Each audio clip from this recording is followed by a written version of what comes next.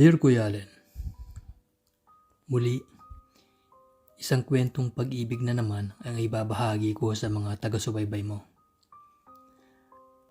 Alam naman natin na lahat na sa buong mundo nung panahon ng pandemya ay marami ang nawalan ng trabaho dahil nagbawas sila sa kanilang kumpanya. Ganon din sa mga airlines sa buong mundo. Krisis ang sabi nga nila. Nung lumuwag-luwag na ang sitwasyon sa amin, ay nangailangan kami ng 40 katao na bagong graduate bilang isang aviation at aeronautical. Ang Swiss Airlines, una silang naghanap sa bansang Japan, sa Cambodia, sa Thailand, sa India at sa Morocco. At huli ang Pilipinas. Sa bansang Pilipinas, bali naghanap sila ng 7 katao. Sa dami ng nag-apply sa Pilipinas, ayon sa kwento, kulang-kulang sa 200 katao ang nag-apply. Pero sa kabila nun, 7 lang ang kukunin. Mga bigati nang nakapasa sa interview. Mga bagong graduate na aviation. Kuya Allen, dahil nga urgent, madali silang nakarating dito sa Europa.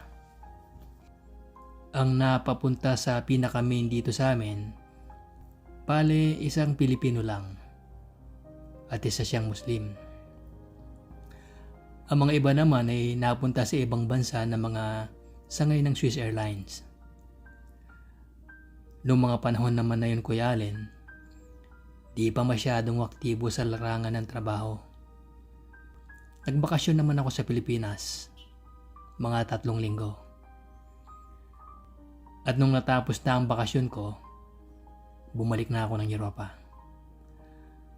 Nung mag-report ako sa main office para malaman ko ang schedule ko at oras, ang sabi ng pinaka-big boss namin ay may bagong hire na napadistino dito sa amin. 10 Hapon, 2 Morocco at 1 Pilipino. Ang kontrata nila ay 2 taon.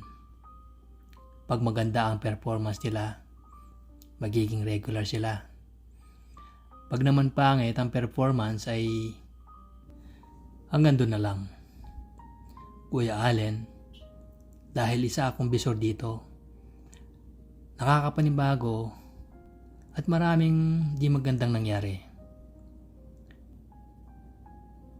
Merong namatay dahil sa pandemya at may maagang nagpensyon at ang iba naman ay nagsialisan na. Sa unang araw ko, di ako nagsuot ng uniform na pangbisor. Nakakaswal lang ako. Pumunta ako sa office ko at tinayos ko ang lamesa. Dumating ang 12:00. Oras na ng tanghalian. Doon ay first time kong nakita ang mga bagong hire kasama yung sinasabi nilang Pilipino na Muslim. Sa loob ng kantin, may isang lamesa para sa mga bisor lang. Nauna akong kumuha ng pagkain at umupo sa mesa. Normal na kumakain, nagmamasid sa mga tao. At nang may biglang tumapik sa balikat ko, at biglang sabi ay, "Welcome back, sir." Sabi ng mga kasama ko na kapwa ko rin na bisor. Kumustahan. At may isa na namang tumapik sa balikat ko. Di naman kalakasan ng tapik. At sabi ay, "Ba't ka dyan umupo? Di mo ba alam na mga bisor lang umuupo dyan?" Sabay tawa ng konti. Nagkatitigan kami ng mga kasama ko sa mesa. Ang sabi nila ay, hindi ka pa niya kilala, pero may bad attitude na. Wala pa siyang 1 buwan pero akala niya ay kilala na niya lahat. Kuya Allen, napahiya ako sa estilo niya, pero di ako nagpahalata. Kinabukasan at duty na naman. Dahil kami mga bisor, dapat nauuna ng 1 oras sa mga tauhan. Nakapwesto na sa lamesa ko. In a few moment, parating na ang mga tao. Bawat dumarating nag-i-in. Sumabay yung mga bago na mag-in na din. Doon ko siya nakita ng malapitan. Wala akong narinig na nag-hi o nag-good morning. Basta tumingin lang siya sa akin. Lumipas ang 1 oras, nagradyo ako sa leadman nila na hapon. Ang sabi ko ay, pwede ba niyang tawagan ng pangalan na Hakim at papasukin sa office ko? Nung may pumasok sa office ay di man lang siya kumatok. Sir, pinapatawag niyo daw ako. Ano ang problema? Ang sabi niya sa akin. Napanganga ako sa estilo niya. Wala siyang respeto. Ang sabi ko ay, please sit down. Umupo siya at di naimik. Kuya Allen, sa malapitan, napakapogi niya. At walang sinabi yung mga artista sa Pilipinas. Nasa 6 feet ang taas niya at matipuno ang pangangatawan. May konting balbas na nababagay sa mukha niya. Napakalakas ng apil. Ang sabi ko sa kanya ay, Mr. Hakim, dahil bago ka dito, obligasyon ko bilang bisor mo na isama kita sa samahan ng mga Pilipino. Importante sa atin ang unity. At pakiusap lang, bago ka pa lang dito, ang lahat ay dapat pakisamahan, lalong-lalo na ang leadman mong Hapon. Dahil sa kanya nakasalalay ang kinabukasan mo. At siya ang magbibigay ng ikagaganda ng bukas mo dito. Mr. Hakim, marami na akong natanggap na bad report tungkol sa'yo. Dahil sa attitudes mo. Huwag mong sabihin na cum laude ka. Nung time na nag-aaral ka sa Pilipinas, iba ang theory sa aktual. Mr. Hakim, tayo mga Pinoy dito sa airlines nagkakaisa at nagkakamalasakitan. Di natin alam bukas o sa makalawa, may sakit tayo. At di natin alam na baka may magkaproblema sa Pilipinas. Ang gusto ko lang ay unity. Ang sabi ko, Kuya Allen, nabigla ako sa sagot niya. Ang sabi niya ay, sino ka para sabihan mo ko ng ganyan? Hindi ikaw nagpapasahod sa akin. Ang airlines ang nagpapasahod sa akin. Sinagot ko naman siya na, okay Mr. Hakim, everything is clear. Nagsabi na ako sa'yo. Trabaho ang susi ng tagumpay. Kung ang pananaw mo ay tama, nasa iyo na yon. Kung ayaw mo akong tanggapin bilang nakakataas sa'yo, wala din namang problema. Ang nasabi ko, Sir, dito sa airlines, pantay-pantay ang mga tao. Iisa ang nagpapasahod sa atin. Kaya wala akong dapat ikabahala. Sinagot ko naman siya na, okay, clear Mr. Hakim. Back to work ka na. Salamat at nakakausap kita. Kuya Allen, mula nun, nagtanim ako ng sama ng loob sa kanya. Nasabi ko sa sarili ko na iba ang paniniwala at mataas ang tingin niya sa sarili. Ang nasabi ko sa sarili ko ay, ganun ba yung ugali ng mga Muslim? Kapwa ako pa naman siya Pinoy. Lumakad ang ilang buwan.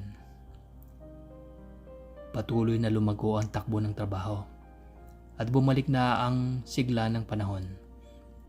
dahil lahat ng eroplanong hawak namin ay nakakalipad na at wala nang nababakante.